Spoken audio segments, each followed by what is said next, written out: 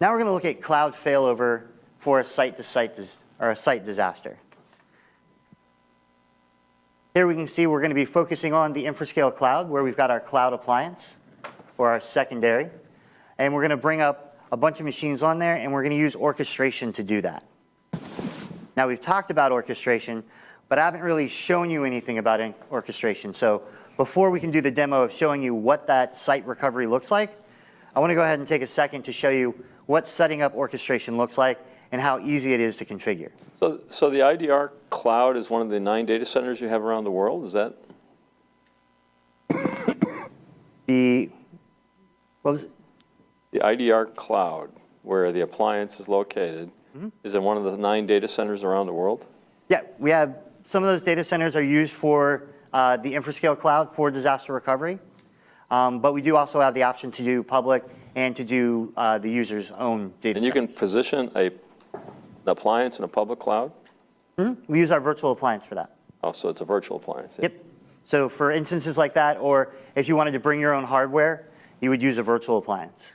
Right. So you do have a software-only version. All right. So we're going to go ahead and log into the dashboard, but this time it's going to be a little bit different. We're going to go to Manage DR Sites and Appliances, but this time we're going to say we want to manage the cloud side. Now this is something important because you always have access to your cloud side. You don't have to call us. You don't have to say, hey guys, we're going to do a DR test.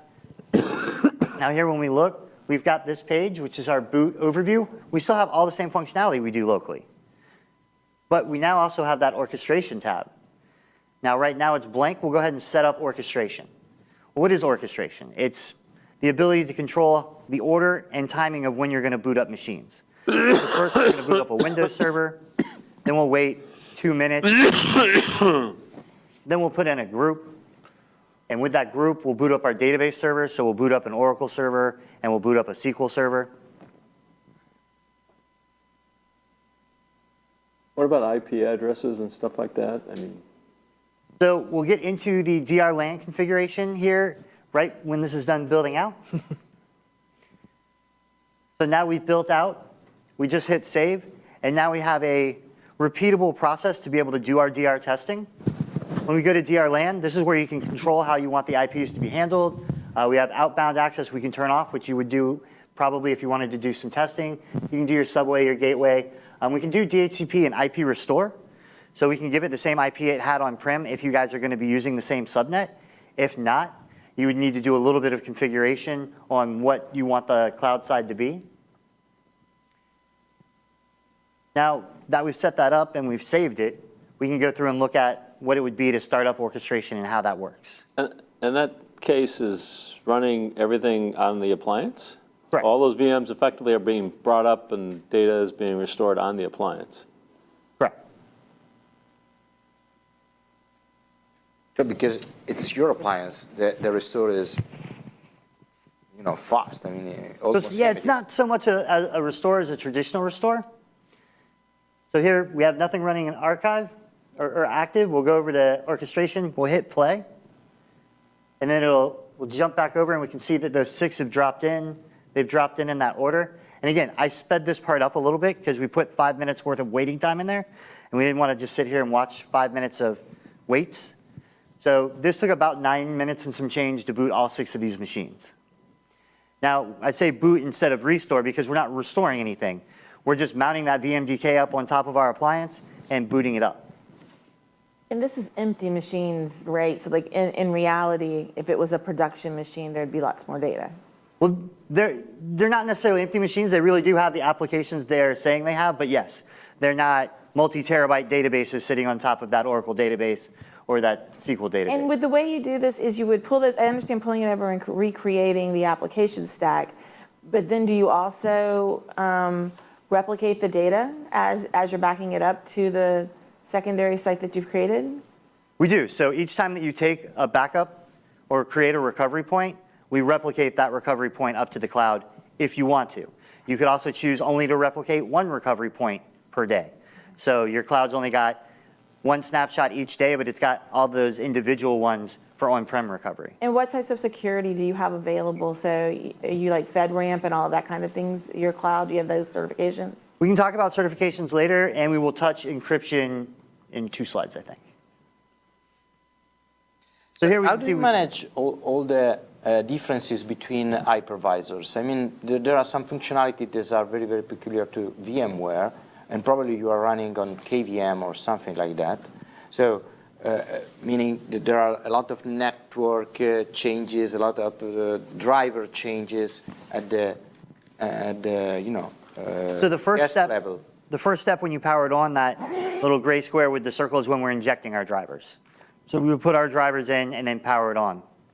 Now, in the cloud, we've got some tricks for doing the networking and giving it back its IP address using DHCP assignments, because something like Windows is going to default to DHCP once it boots. It's got a new NIC. So we've got ways to work around that. For VMware and Hyper-V, we have integrations we built.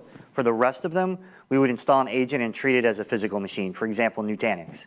We work with Nutanix, but you would install an agent on each guest and back it up and recover it as if it was a physical box. So Chris, is this a sandbox environment at the moment? Or is this a full active primary? So this is booted in the disaster recovery network, Right. and then this is how you would access that network. So we give So you it is- different options. It's slightly sandbox for the time being then. Correct. You've got to somehow tie the clients that want to get to those servers in, and that's where we offer point-to-point software-based VPN. So that's what I use for 20 years. You just fire up the client, hit connect, and now you're on the network. We can do public IP addresses. We can do site-to-site VPN. We can do MPLS lines. So for disaster recovery purposes, let's say it's been a major disaster, you could be running off your cloud box for several days or weeks. There is no way to promote that out to or bring that back onto a third-party site. So let's say you want to move it into Azure or AWS, for instance. You wouldn't be able to do a restore into there. So if I understand what you're saying is being able to take what's running in our cloud and restore it to, we can absolutely do that. But you would have to deploy like a virtual appliance there to be able to replicate that data over to there. So you'd still have to move all that data. I'm just thinking because you're going to want to have that off-site facility available in case there's another disaster sort of thing in a period of time. So, yeah, you could absolutely do that. You just, basically, we would take the cloud side, we would promote it to being the primary, Yeah. and then we would attach a secondary to wherever. That's what I was thinking, yeah. Okay. So why do we recover in the cloud? I'm in Florida, so I always bring up hurricanes because that's the #1 thing that happens to Florida. I was actually talking with one of my customers in Puerto Rico, and they mentioned to me that since December to the middle of January, they've had over 1,000 earthquakes in Puerto Rico. And a couple of them were 6.0 and bigger. And he was like, I really prefer hurricanes to earthquakes. I was like, that's a weird statement. He's like, well, I can be proactive with a hurricane. I can fail out of the way of it. I know when it's coming, and I can fail back. So I can mitigate the amount of time I'm going to be down. The earthquakes that hit Puerto Rico, one was at 4 a.m., one was at 6:30. So they both woke him up out of bed. Within minutes, power went out. Then he had to see if his cell phone still worked, if he could get to the data center, if he needed to fail over. So he likes to be proactive over reactive. And it was kind of an interesting point to me because I've been doing this for a while, but I hadn't thought different types of disasters are vastly different for your disaster recovery plan.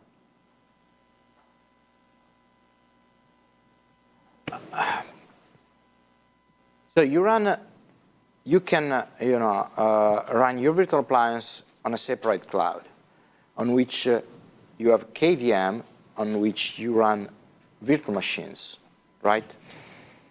So there's an aspect there with having nested virtualization supported by that cloud. Okay, but maybe it's. I didn't understand. Can you restore directly on Amazon, Google, or Microsoft Azure? Yes, but that's a bigger conversation as to how you would do that. But yes, you can recover to a different place than you backed up from.